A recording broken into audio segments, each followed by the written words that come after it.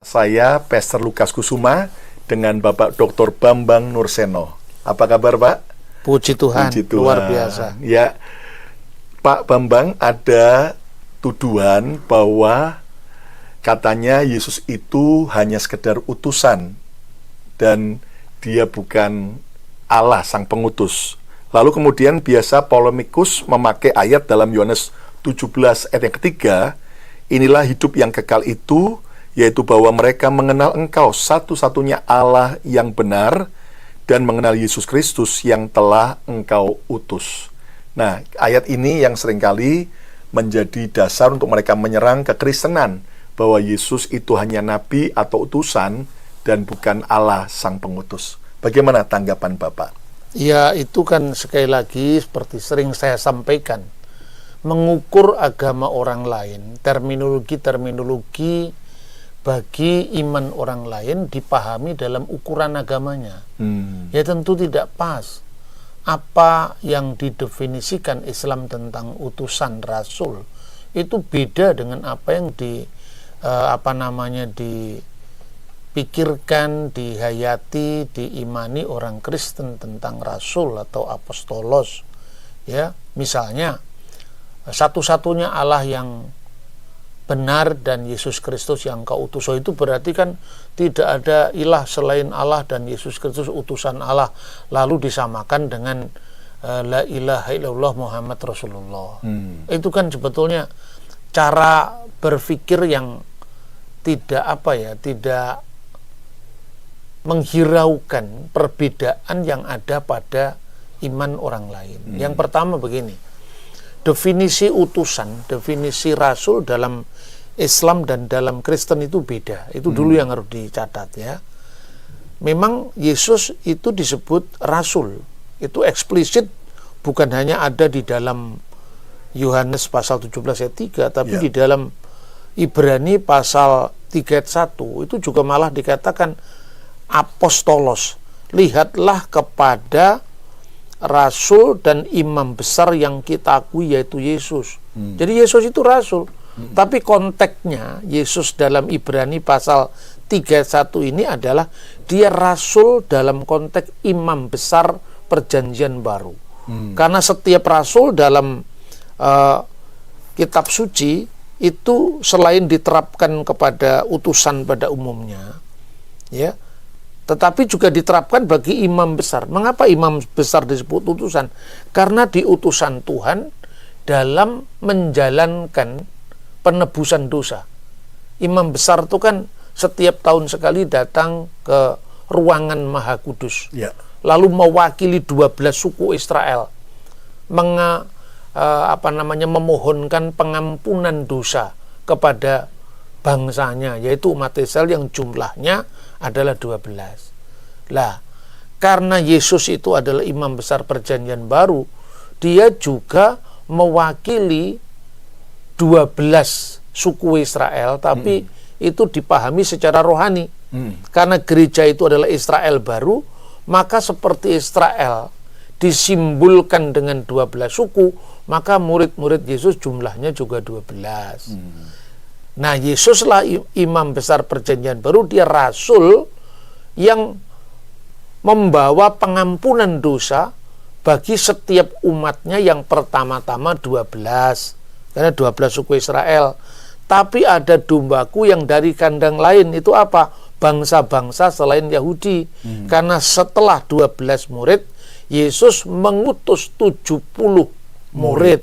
70 murid itu apa? Itu angka simbolis dari 70 bangsa-bangsa keturunan Nuh, keturunan Sem, Ham, dan Yafet yang jumlahnya 70. Maka 70 itu artinya bangsa-bangsa di luar Yahudi. Jadi maknanya beda sama sekali. Nah, karena itu Yesus apa ada dikatakan dia utusan Tuhan? Ya ada di dalam Ibrani pasal 3 ayat 1, di dalam Yohanes pasal 17 ayat 3. Namun harus dilihat dulu, Yesus utusan yang asalnya dari mana? Dari surga. Galatia pasal 4 ayat 4. Setelah genap waktunya Allah mengutus anaknya. Hmm. Lah mengutus anaknya berarti yang diutus bukan orang lain. Wow. Yang diutus adalah anaknya Ya, sendiri. pribadi Allah yaitu Sang Firman sendiri. Sang Firman itu yang Wow. diutus ke dunia. Jadi Yesus bukan sekedar utusan atau rasul atau nabi seperti yang lain-lain dipahami ya. oleh agama lain. Tapi Tidak seperti khusus itu. Yesus ini adalah Allah Sang Firman yang datang ke dunia sebagai sang utusan. Jadi Yesus clear, dia adalah utusan tapi juga sang pengutus. Dia diutus Bapaknya. Misalnya kita bisa melihat ya, Yohanes pasal 17 ayat 3 tadi itu dipahami misalnya dalam konteks bahwa Galatia pasal 4 ayat 4. Allah telah mengutus anaknya yang lahir dari seorang perempuan. Ini sebetulnya nubuat dari Kejadian pasal 3 ayat 15 bahwa akan ada permusuhan antara perempuan ini dan ular, itu simbol iblis. Keturunan perempuan ini, anak dari perempuan ini, maksudnya keturunan perempuan ini akan meremukkan kepala ular, tapi ular akan meremukkan tumitnya. Ini adalah nubuat penyalipan. Jadi untuk itulah Yesus diutus oleh Bapa surgawinya, maka lahir dari seorang Gunaikos, seorang perempuan, dan bukan perempuan Palestina, bukan perempuan Arab, bukan perempuan Manado, bukan perempuan Tionghoa, tapi perempuan yang tunduk kepada hukum Taurat. Dan dia tunduk pada hukum Taurat, itu Israel. Nah, seperti itu konteksnya. Itulah Maria. Itulah anak dari Bunda Maria yang adalah merupakan perempuan yang kaitkan dengan perempuan pertama yang jatuh tadi, yaitu Hawa. Maka Maria itulah Hawa kedua. Hawa pertama dosa masuk ke dalam dunia, Hawa kedua oleh ketaatannya dosa diampuni lewat pengorbanan Yesus Kristus. Nah, dalam konteks itu kemudian Yesus yang adalah Haseliah. Haseliah itu artinya sang rasul, sang utusan tadi, ketika datang ke dunia dia mengutus rasul-rasulnya. Jadi seperti sang Perdana Menteri mengutus dan memilih menteri-menterinya. Apa sulitnya? Ini misalnya kita bisa lihat di Lukas pasal 9 ayat 1 dan 2. Maka Yesus memanggil ke-12 muridnya, ini Israel, lalu memberikan tenaga dan kuasa kepada mereka untuk menguasai setan-setan dan untuk menyembuhkan penyakit-penyakit. Lalu ayat 2, dan dia mengutus mereka.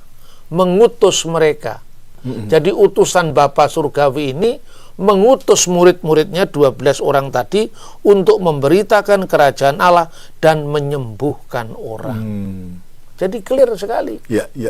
Bukan asal utusan tetapi anak daripada sang pengutus. Dan ini bicara tentang dalam konteks sekali lagi bukan soal fisik ya, tetapi Bapa dan Firman atau Sang Putra bicara tentang hubungan, dan Bapa dengan Firman tidak dapat dipisahkan. Dan kita sudah belajar tentang Trinitas dan Roh Kudus juga. Jadi ini bicara tentang bahwa Yesus adalah yang diutus sebagai rasul, imam, tapi imam besar, beda untuk menebus dosa manusia. Dan dia adalah Sang Firman yang adalah Allah sendiri. Wow, jelas. Jadi juga mirip dengan apa yang Yesus sendiri kasih perumpamaan betul. Tentang pemilik kebun anggur, lalu disewakan pada para pekerja kebun anggur. Waktu masa musim menuai, si pemilik kebun anggur mengutus pegawai-pegawainya. Pegawai pertama ditolak, pegawai kedua ditolak, sampai sang pemilik berkata, udah anakku saja, pasti akan disegani mereka. Nggak taunya anaknya datang malah, wah ini kan ahli warisnya, dibunuh. Akhirnya sang bapak itu datang. Nah, akhirnya orang-orang Farisi dan ahli-ahli Taurat yang mendengar itu mereka tersinggung. Karena mereka tahu yang dimaksud Yesus adalah mereka. Jadi ini bicara tentang di Perjanjian Lama, itu Yesus, Bapak sudah mengutus banyak nabi-nabinya, dalam tanda kutip manusia, ya kan? Tapi kemudian akhirnya di Perjanjian Baru, Sang Firman diutus untuk menjadi imam besar. Perjanjian Baru. Dan akhirnya barang siapa percaya pada Yesus, ia akan diselamatkan. Jadi clear bahwa Yesus bukan sekedar nabi atau sekedar utusan, tapi dia adalah sang pengutus. Dan ada satu lagi menutup barangkali pembicaraan kita, ini Ibrani pasal 1. Mulai dari ayat 1. Ya. Setelah pada zaman dahulu kala Allah berulang kali dan dalam berbagai cara berbicara kepada nenek moyang kita dengan perantaraan nabi-nabi. Jadi artinya ini utusan-utusan biasa. Ya. Maka pada zaman akhir ini ia telah berbicara kepada kita dengan perantaraan anaknya yang telah ditetapkan sebagai yang berhak menerima segala yang ada. Dia adalah Allah yang telah menjadikan alam semesta. Clear sekali. Oleh dia Allah telah menjadikan alam semesta. Clear sekali. Oleh firman-Nya itu Ya. Allah telah menjadikan alam semesta. Ya, jadi Yesus berbeda dengan yang lain. Jadi kita percaya bahwa di perjanjian lama banyak nabi-nabi sudah diutus, tapi di perjanjian baru Allah berbicara melalui perantaran anaknya. Diutuslah anaknya, Sang Firman, dan dijelaskan dalam Ibrani pasal pertama yang kedua ini bahwa oleh dia, oleh Yesus, oleh Sang Firman itu Allah telah menjadikan alam semesta. Karena Yesus juga adalah Sang Pencipta. Firman Allah. Firman Allah itu. Ya, clear sekali. Terima kasih Pak Bambang. Jadi jangan pernah goyah ketika ada tuduhan-tuduhan bahwa Yesus cuma nabi. Bahkan ada narasi itu Pak. Oh, aku cinta Yesus tapi aku Muslim. Padahal kalau orang mau menerima keselamatan dalam Yesus, bukan hanya menerima dia sebagai nabi, tapi menerima Yesus sebagai Sang Juru Selamat, Allah yang hidup. Barang siapa percaya pada Yesus sebagai Tuhan dan Juru Selamat, ia akan diselamatkan. Ayo, jangan cuma percaya Yesus sebagai nabi atau utusan, the next level, percaya dia sebagai Allah, Sang Pengutus yang hadir buat kita semua. Tuhan Yesus memberkati. God bless you.